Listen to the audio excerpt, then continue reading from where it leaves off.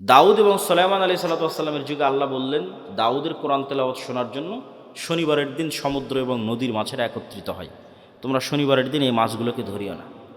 তারা বলল ঠিক আছে, শনিবারের দিন ধরবো না, মাছগুলোকে আটকে রেখে দিল, রবিবারের দিন ধরলো। যে আল্লাহ আপনি তো শনিবারের দিন ধরতে মানা করেছে, শনিবারের দিন তো ধরিনি, মাছ আটকে রেখে দিয়ে কী বারে ধরেছে? তাহলে 2 নম্বরই বুদ্ধিতে 1 নম্বর না 2 নম্বর? না বাংলাদেশিদের চেয়ে বেশি না কম? এইবার মিলাতে পারবেন যে আমি যে বলতেছি যে গোলাম আমি, আপনি কেমনে গোলাম হচ্ছি সেটা বুঝতে পারবেন যে 2 নম্বর বুদ্ধিতে আমরা বাংলাদেশিরা আছি না নাই। এই হলো বানু ইসরাইল। 2 নম্বরই বুদ্ধি, ছেঁচড়ামি, মিথ্যা, চুরি, দুর্নীতি, ধোঁকা, এই জিনিসগুলো যার মধ্যে আছে সে এমনি গোলাম। তাহলে এই জিনিসগুলো কোথায় থেকে তৈরি হয়? ওটাই তো গোলাম তৈরির কারখানা। এবার আশা করি বুঝতে পেরেছেন, এটা তৈরি হয় গণতন্ত্র থেকে আর সুদী অর্থনীতি থেকে। কেমনে হয় সেটাও বুঝিয়ে দিচ্ছি, তাহলে আপনি বুঝবেন গণতন্ত্র হচ্ছে গোলাম তৈরির কারখানা। তো আমরা তো অলরেডি ব্রিটিশদের 190 বছর ঔপনিবেশিক শাসনে গোলাম ছিলামই। গোলামি করতে করতে আমাদের রক্তের মধ্যে 2 নম্বরই মিথ্যা, ধোঁকা এগুলো মিশে গেছে। আমরা আর ওই গোলামির বেড়াজাল থেকে বেরিয়ে আসতে পারছি না। কেন? পূর্ণাঙ্গ স্বাধীনতা আমাদের হয়নি। 47 থেকে নিয়ে আজ পর্যন্ত 70-80 বছরে আমরা ব্রিটিশ কাঠামোর মধ্যেই আছি। Bangladesh army is a legacy of British army. এই বাংলাদেশ আর্মি পাকিস্তান আর্মির খণ্ডিত অংশ, Pakistan army Indian army, Indian army British army. ফলত ব্রিটিশ আর্মিতে যা rules and regulation and law ছিল তাই বাংলাদেশ আর্মিতে ফলো হয়, কোনো 19-20 নাই। তারপর আমাদের যে কোর্ট, এটা ব্রিটিশ কোর্ট, সেটাই হুবহু ফলো হয়। আমাদের সংবিধান, পুলিশ আইন সব ব্রিটিশ, শিক্ষা ব্যবস্থা ব্রিটিশ। তাহলে পূর্ণাঙ্গ স্বাধীনতা আসেনি, ওই ফরম্যাটের মধ্যেই আছে। তো গণতন্ত্র চাপিয়ে দেওয়া আছে আমাদের উপরে, যেন এখানে নেতা বের না হতে পারে। নেতা মানেই হচ্ছে সে 2 নম্বর গেরবে না, নেতা মানেই হচ্ছে সে মিথ্যার আশ্রয় নেবে না, নেতা মানেই হচ্ছে সে ধোঁকা দিবে না, নেতা মানেই হচ্ছে সে মাথা উঁচু থাকবে, মাথা বিক্রি করবে না, নেতা মানে সে টাকার কাছে মাথা নত হবে না, মানে সে কোনো প্রকার লিয়াজু, লবিং, 2 নম্বরই রাস্তার সাথে যার সম্পর্ক নাই, ও হচ্ছে রিয়াল হিরো, রিয়াল নেতা, প্রকৃত নেতা। নবীরা এরকম নেতা ছিল। তাহলে এইরকম নেতা তৈরির রাস্তা বন্ধ করতে হলে যেই রাস্তাতে লিয়াজু, লবিং, দুর্নীতি এগুলো শিখা যাবে সেটা ধরে রাখতে হবে, নাহলে তো সবাই নেতা হয়ে যাবে, সবাই উসমান হাদি হয়ে বসে থাকবে। তাহলে উসমান হাদি যেন না হতে পারে, তার জন্য গণতন্ত্র, ডেমোক্রেসি। তাহলে কি হবে? এক দল আর এক দলের বিরুদ্ধে তো বলবেই, একই আসনের মনোনয়ন প্রার্থী 6 জন, 7 জন, 10 জন, একজন আর একজনের চেয়ে মনোনয়নটা কে নিয়ে আসতে পারবে তার জন্য লিয়াজু, লবিং, টাকা পয়সার লেনদেন, মিথ্যা, ধোঁকা, দুর্নীতি, দুর্নাম সব অবলম্বন করে তারপরে মনোনয়ন পেয়েছে। এগুলো অবলম্বন না করলে মনোনয়ন পাবে না, ঘরে বসে থেকে মনোনয়ন পাবে না। ওকে 2 নম্বর রাস্তার মধ্যে যেই মনোনয়ন নিতে হয়েছে, তাহলে এই 2 নম্বর রাস্তা দিয়ে যে মনোনয়ন নিয়ে আসলো, তো আগেই গোলাম হয়ে বসে আছে। কালচার, গণতন্ত্র ওকে কি বানিয়ে দিল? গোলাম বানিয়ে দিল। তাহলে এখন এই পদ্ধতির মধ্যে মনোনীত 300 এমপি যদি নির্বাচিত হয়ে ক্ষমতায় আসে, এরা যদি মিনিস্টারও হয়, প্রাইম মিনিস্টারও হয়, এরা স্বাধীন না এরা গোলাম? এত আসতে বললেন যে এরা স্বাধীন না গোলাম? গোলাম এমপি, গোলাম মন্ত্রী, গোলাম প্রাইম মিনিস্টার, গোলাম কান্ট্রি। কেননা ও স্বাধীনতার মূল বেসিক ক্রাইটেরিয়া পূরণ করতে পারেনি। তো বানু ইসরাইল 2 নম্বর রাস্তা অবলম্বন করে এসেছে। তাহলে যে 2 নম্বর রাস্তা অবলম্বন করে বড় হয়েছে, ওকে আমি আমেরিকা, আমি ভারত বলবো, বাবা তুই যা দুর্নীতি, চুরি চামারি কর, কোনো সমস্যা নাই। বাংলাদেশের মানুষ যেদিন 36শে জুলাইয়ের মতো পিটুনি দিবে, পালিয়ে ভারতের আমেরিকায় চলে আসবে, সব টাকা পয়সা আমাদের এখানে পাঠাবি, কোনো সমস্যা নেই। তাহলে বাংলাদেশ এমন একটা গাভী, যেই গাভীর অসংখ্য দুধ, কিন্তু এই দুধ এই দেশে থাকে না, সব পাচার হয়ে বিভিন্ন দেশে চলে যায়।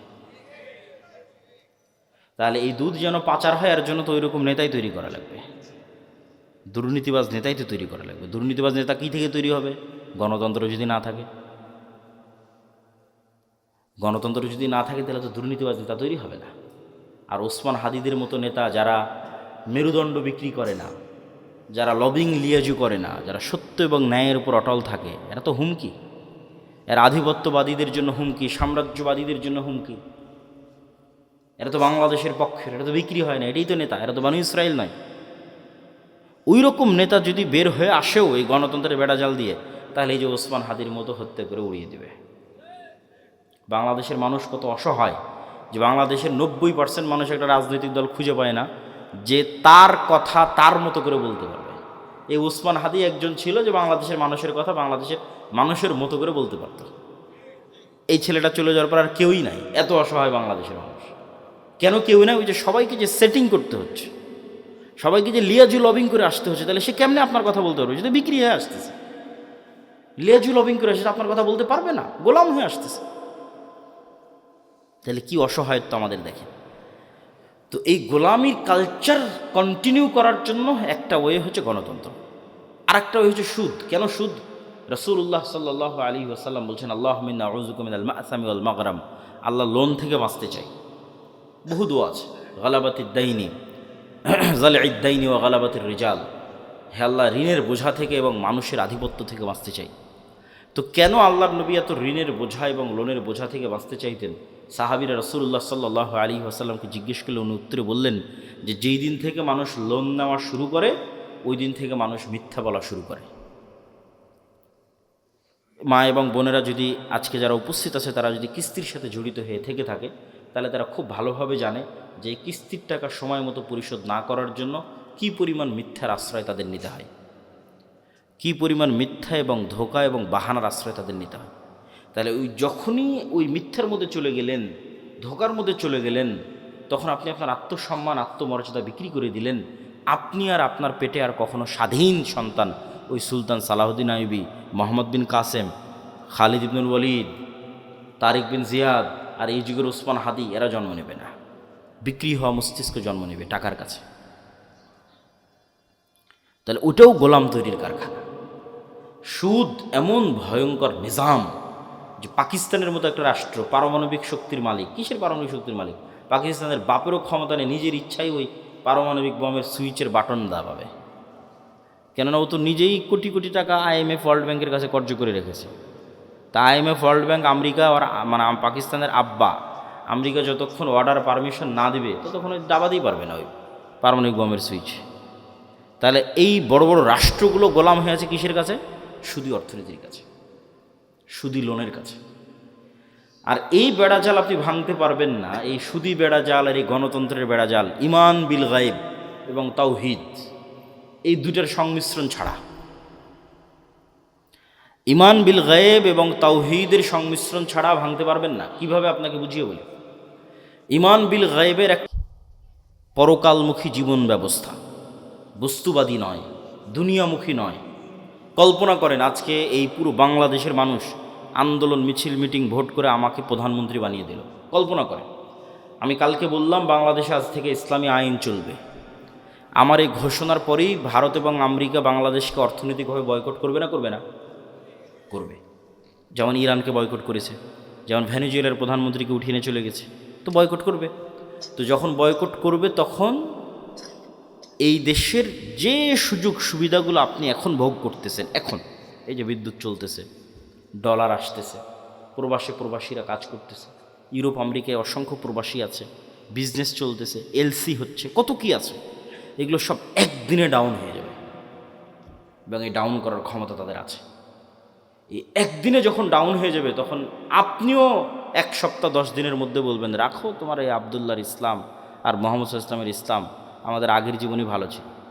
কারেন্ট নাই, বিদ্যুৎ নাই, AC নাই, ফ্রিজ নাই, ডলার নাই, টাকা নাই, পয়সা নাই, কিসের ইসলাম? তখন আপনি আবার পরের দিন আন্দোলন, মিছিল, মিটিং করে নামিয়ে দেবেন। তাহলে অন্তত এই দেশের 20% মানুষ যতক্ষণ এই বিশ্বাসের উপর অটল না হবে যে পরকাল আসল, কিসের দুনিয়া, কাদের মতো? আসহাবুল উখদুদ সূরা বুরুজের ওদের মতো। ওয়ামা নাকামু মিনহুম ইল্লা ইউমিনু বিল্লাহিল আজিজিল হামিদ।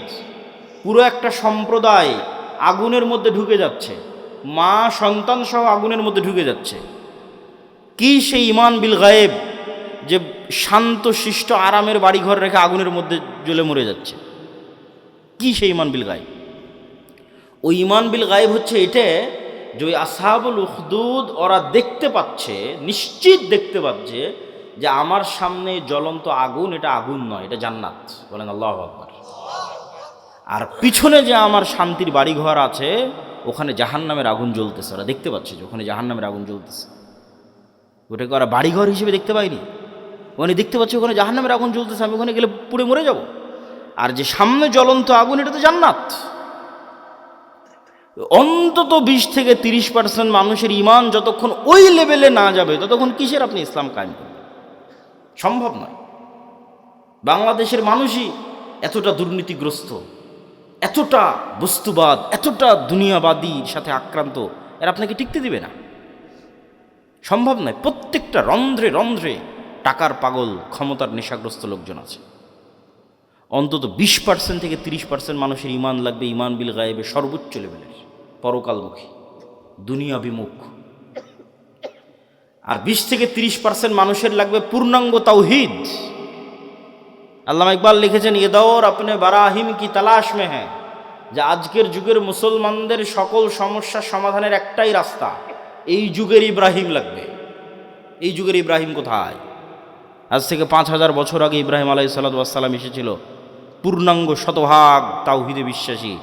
ওই পূর্ণাঙ্গ শতভাগ তাওহীদে বিশ্বাসী ইব্রাহিম কোথায়? আজকের মুসলিম উম্মার মধ্যে ওই ইব্রাহিম লাগবে। তাহলে মুসলমানদের মুক্তির যাত্রা শুরু হয়ে যাবে। হ্যাঁ, আপনাদের মতো যারা আহলে হাদিস এবং সালাফি আছে তারা বড় শিরক, বড় বেদাত থেকে অনেকটাই মুক্ত, কিন্তু পূর্ণাঙ্গ শতভাগ তাওহীদের অনুসারী নয়। কিভাবে এটা আপনাকে বুঝিয়ে বলি যে কেমনে আপনি পূর্ণাঙ্গ শতভাগ তাওহীদের অনুসারী নন।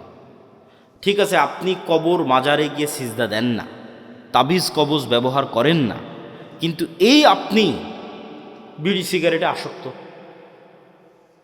তাহলে যখন আপনি বিড়ি সিগারেটে আসক্ত, তখন আপনার ইলাহ ওই বিড়ি সিগারেট। আমি বলি না, আল্লাহ নিজে কোরআনে বলেছে যে তার নফস ইলাহু হাওয়া, তার ইলাহ হচ্ছে তার নিজের অন্তরের কামনা। ঠিক আছে, আপনি কবরকে ইলাহ মানেননি, কিন্তু ইলাহ তো আপনার নিজের নফসকে বানিয়ে রেখেছে। ইলাহ তো কোনো অবৈধ প্রেমিকাকে বানিয়ে রেখেছে, ইলাহ তো টাকার নেশাকে বানিয়ে রেখেছে, ইলাহ তো ক্ষমতার নেশাকে বানিয়ে রেখেছে। ওই টাকার জন্য আপনি সব করতে পারেন, হালাল হারামের বাস বিচার নাই। ওই ক্ষমতার জন্য আপনি সব করতে পারেন, ওই নারীর জন্য সব করতে পারেন, মনের প্রবৃত্তি পূরণ করার জন্য সব করতে পারেন। তাহলে তো আপনি শতভাগ তাওহীদপন্থী নন। তাহলে তো আপনি ইব্রাহিম আলাইহিস সালামের মতো হতে পারলেন না, যে ইব্রাহিম আলাইহিস সালাম এবং ইসমাঈল আলাইহিস সালাম আসলামা ওয়া তাল্লাহু লিল জাবিন, নিজের ইচ্ছার বিরুদ্ধে গিয়ে সন্তানকে জবাই করতেছে, আর সন্তান নিজের ইচ্ছার বিরুদ্ধে গিয়ে জবাই হওয়ার জন্য রাজি হয়ে যাচ্ছে। কেন? সিদ্ধান্তটা আল্লাহর। এটা হলো শতভাগ তাওহীদ, যে আল্লাহর সিদ্ধান্তের সামনে পরিপূর্ণ আত্মসমর্পণ। তাহলে শতভাগ তাওহীদপন্থী 20-30% মানুষ, আর ইমান বিল গায়েবে সর্বোচ্চ স্তরের 20-30% মানুষ হওয়া ছাড়া পূর্ণাঙ্গ ইসলামী বিপ্লব সম্ভব নয়। এই দাওয়াত আজকে আমি দিচ্ছি না, এই দাওয়াত শাহ ইসমাইল শহীদ দিয়ে গেছে আজ থেকে 100-150 বছর আগে। ওনার একটাই দাওয়াত ছিল যে আমাদের পূর্ণাঙ্গ ইসলামী বিপ্লবের আগে মানুষকে শতভাগ পূর্ণাঙ্গ তাওহীদে বিশ্বাসী হতে, নাহলে পূর্ণাঙ্গ ইসলামী বিপ্লব সম্ভব নয়।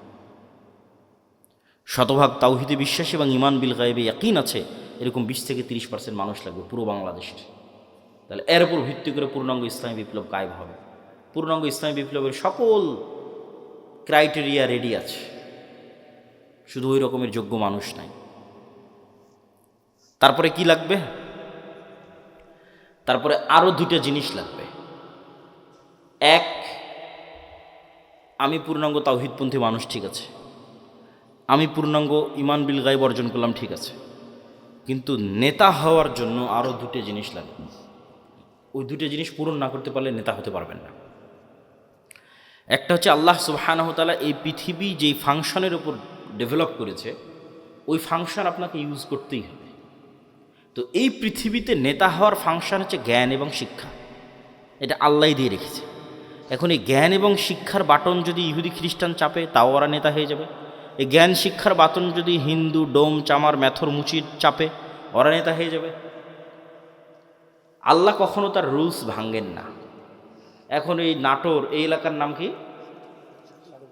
নাটোর সাধুপাড়া, এই অঞ্চলের যুবকেরা যদি মদ, বিড়ি, cigarette, TikTok video, YouTube, BPL, IPL, জুয়া, online betting, Free Fire, PUBG এগুলো নিয়ে ব্যস্ত থাকে, আর ওইদিকে ইসরায়েলের ইহুদি আর ইউরোপ আর আমেরিকার খ্রিস্টান ওরা যদি জ্ঞান অর্জনে ব্যস্ত থাকে ওদের সন্তানেরা, আল্লাহ বলবেন না, আল্লাহ তার রুলস ব্রেক করে বলবেন না যে ইহুদি খ্রিস্টান তোরা থাম, তোদের নেতা বানাবো না। আমার নাটোরের কিছু মদখোর জুয়াখোর বান্দা আছে, ওদের নেতা বানাবো। এটা আল্লাহ করবেন না। নেতা হতে হলে গোলামির জিঞ্জির আপনাকে নিজে হাতেই ভাঙতে হবে, সেটা জ্ঞান এবং শিক্ষা। জ্ঞান এবং শিক্ষায় সর্বোচ্চ স্তর অর্জন করার চেষ্টা ছাড়া নেতা হওয়ার আর কোনো রাস্তা পৃথিবীতে নাই। নেতা হওয়ার এই রাস্তা আল্লাহ নির্ধারণ করেছে। তলুতকে আল্লাহ বলছেন বাস্তাতাং ফিল ইলমি ওয়াল জিসম, যে আমি তলুতকে বানু ইসরাইলের নেতা বানিয়েছি, জ্ঞানে বড় তাই, জ্ঞানে বেশি তাই। আদমকে ফেরেশতা এবং জিনের উপর শ্রেষ্ঠত্ব দিয়েছি, জ্ঞানে বেশি তাই। আল্লাহ সুবহানাহু ওয়া তাআলা নিজের রুবুবিয়ত এবং উলুহিয়তের চ্যালেঞ্জ দিয়েছেন তার জ্ঞান দিয়ে, সবার চেয়ে অসীম জ্ঞানের অধিকারীকে। তাহলে শক্তিশালী হওয়ার, নেতা হওয়ার রাস্তা জ্ঞান। যে গ্রহণ করবে সেই নেতা হবে, আল্লাহ বাধা দিবেন না। আর মুসলমান যদি গ্রহণ না করে কি করার বলেন? কিছুই করার নেই। তাহলে 3 নম্বর রাস্তা হচ্ছে জ্ঞান অর্জন করতে হবে। 4 নম্বর রাস্তা সত্যবাদিতা এবং ন্যায়পরায়ণতায় অটল থাকতে হবে, পাহাড়ের মতো। যেটাতে আলোচনা শুরু করেছি যে 2 নম্বরই ধোঁকাবাজি, এগুলো যে গণতন্ত্র এবং সুদ থেকে আসে, ওটার বিপরীতটাই হচ্ছে সত্যবাদিতা, ন্যায়পরায়ণতায় অটল থাকা, ওসমান হাদিদের মতো। কিন্তু মুসলমানদেরকে আমরা ইসলামটা বুঝাতেই পারলাম না। বাংলাদেশের OC, DC, SP, AC land, sub registrar, সচিবালয়ে কত সচিব বসে আছে।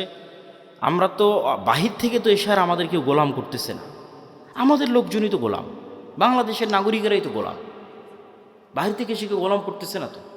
এই সমস্ত পদে যারা বসে আছে এরা টাকার কাছে বিক্রি হয়ে যায়, অথচ এরা সালাত আদায় করে, এরা হজ করে, এরা ওমরা করে, এরা মসজিদ মাদ্রাসায় যে কমিটি, বিশেষ অতিথি, প্রধান অতিথি, এরা সবাই আছে, কিন্তু নিজ চেয়ারে যখন বসতেছে তখন 2 নম্বরই করতেছে। তাহলে এরা কি মনে করেছে? এরা মনে করেছে ঠিক আছে, আমি সচিবালয়ে বসে এসিল্যান্ড, সাব রেজিস্ট্রার যা আছি সব হয়ে যত পারি 2 নম্বরই সুদ ঘুষ দিয়ে টাকা ইনকাম করব, আর নামাজ পড়ে, হজ করে, আর দান করে ওটাকে মাফ করে নেব। নাউজুবিল্লাহ। তাহলে আমরা হুজুররা এটা বুঝাতে পারিনি, আলেম ওলামা বুঝাতে পারিনি যে ইসলাম কি। এটা তো মুনাফিকই, সে তো মুনাফিক, তার অন্তরে তো ঈমানই ঢোকেনি। তার সালাত কি, তার সিয়াম কি, তার হজ কি, সে তো মুনাফিক। রাসূলুল্লাহ সাল্লাল্লাহু আলাইহি ওয়াসাল্লামের স্পষ্ট হাদিস, ইজা তুমিনা খানা, তাকে যে আমানতের দায়িত্ব দেওয়া হয়েছে ওটার খিয়ানত করে যে মুনাফিক, ওর অন্তরে ঈমান ঢোকেনি। লা ঈমান লিমান লা আমানাতা লাহু। তাহলে মুনাফিকের হারাম টাকার, দুর্নীতির টাকার কিসের ইবাদত? বরং ওর উল্টাটা, ও যদি কোনো বড় ইবাদত নাও করে, কোটি কোটি টাকা দান নাও করে, তাহাজ্জুদের রাতের সালাত নাও আদায় করে, হজ নাও করে, শুধু ওর যে চেয়ারে বসে আছে ওসি, ডিসি, এসপি, মন্ত্রী, সচিব, এসিল্যান্ড, এই চেয়ারে চুল পরিমাণ অন্যায় না করে, তাহলে এদের হজের চেয়ে, এদের রাতের তাহাজ্জুদের সালাতের চেয়ে এবং অন্যদের কোটি কোটি টাকা দানের চেয়ে সে শ্রেষ্ঠতম নেকির অধিকারী হবে। রাসূলুল্লাহ সাল্লাল্লাহু আলাইহি ওয়াসাল্লাম বলেছেন, সাবআতু ইউযিল্লুহুমুল্লাহ ইয়াওমা লা যিল্লা ইল্লা যিল্লুহু। 1 নম্বরে ইমামুন আদিল। 7 শ্রেণীর যারা বিশেষ আল্লাহর ছায়া পাবে, এখানে সবাই আছে, নামাজি আছে, দানবীর আছে, সবাই আছে, কিন্তু 1 নম্বরে জায়গা দেওয়া হয়েছে পদে বসে ন্যায়পরায়ণ যে।